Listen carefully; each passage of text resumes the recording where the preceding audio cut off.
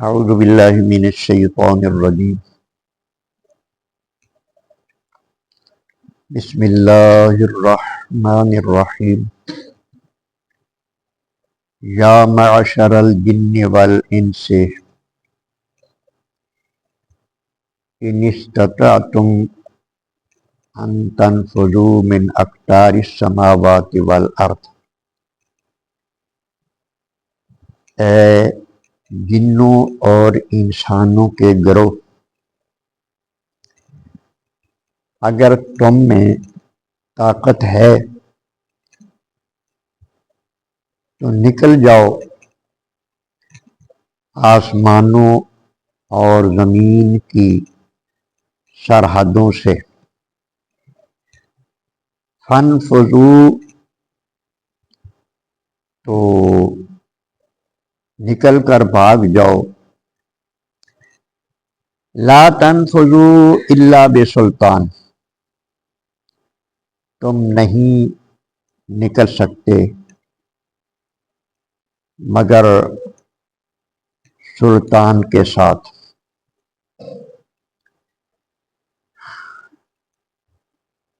یہ آیہ کریمہ سورہ رحمان کی آیت نمبر 33۔ اس میں اللہ تبارک و تعالی ایسے نافرمانوں سے خطاب کر رہا ہے جن کو اپنی قوت پر بڑا ناز، جو ہر وقت اپنی طاقت میں ہی گم رہتے، بالخصوص جو جنات ہیں ان کو اپنی طاقت بڑا ناز۔ اللہ تبارک و تعالی ایسے نافرمانوں کو خطاب کر رہا ہے کہ یا معشر الجن والانس، اے جنوں اور انسانوں کے گروہ، اگر تمہارے پاس طاقت ہے تو تم بھاگ نکلو آسمانوں اور زمین کی سرحدوں سے۔ حشر کے دن اللہ تبارک و تعالیٰ یہ ان کو خطاب فرمائے گا کہ دنیا میں تم اپنی طاقت پر بڑا ناز کرتے تھے اور تمہارا دماغ بھرا ہوا تھا اس غرور سے، اس تکبر سے، اور تمہیں جو میرے انبیاء نے سمجھایا وہ تمہیں سمجھ نہ آئی، تم فرما بردار نہ بنے، تمہارے اندر عاجزی نہ آئی، انکساری نہ آئی۔ لہذا اگر آج تم نکل سکتے ہو میری سرحدوں سے تو نکل جاؤ۔ تو اللہ تبارک و تعالی کی سرحدیں جو زمین و آسمان کی ہیں اس میں سے کوئی چیز باہر نہیں نکل سکتی۔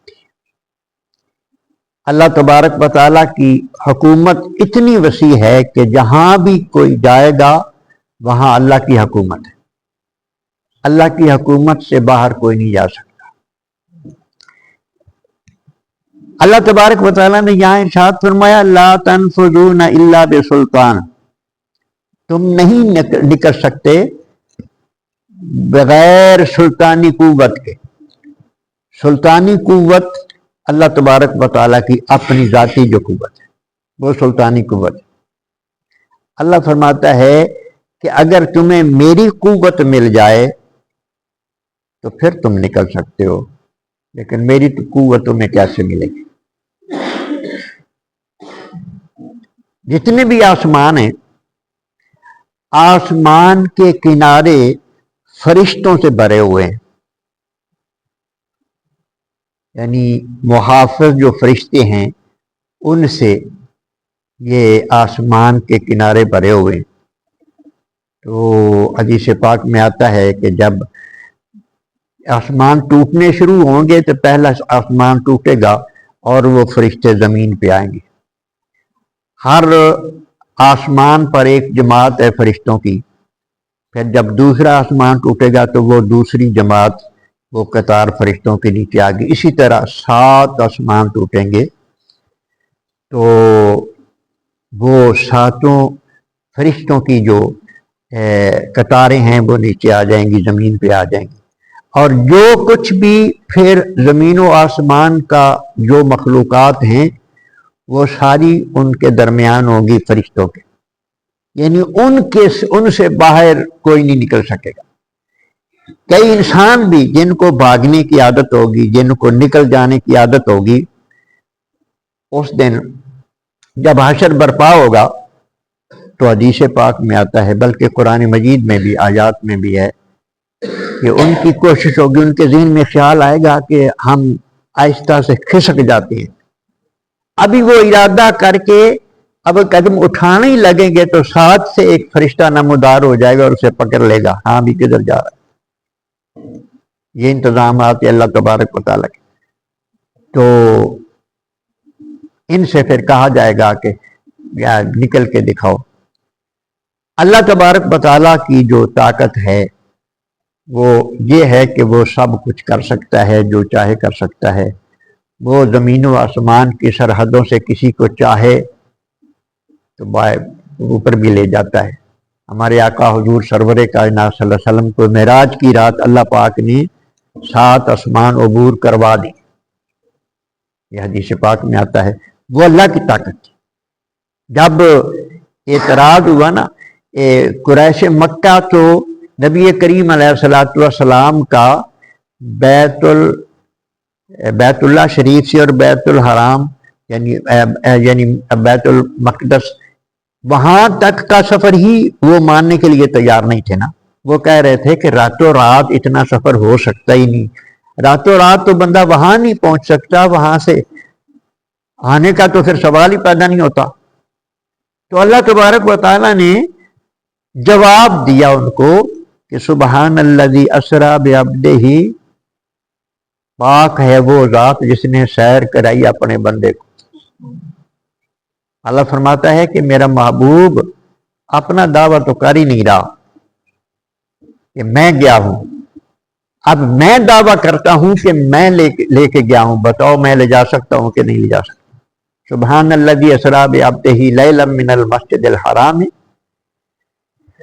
الی المسجد الاقصی، رات کے تھوڑے حصے میں، لیلن رات کے تھوڑے حصے میں مسجد حرام سے اقصی تک لے گیا، میں لے گیا ہوں۔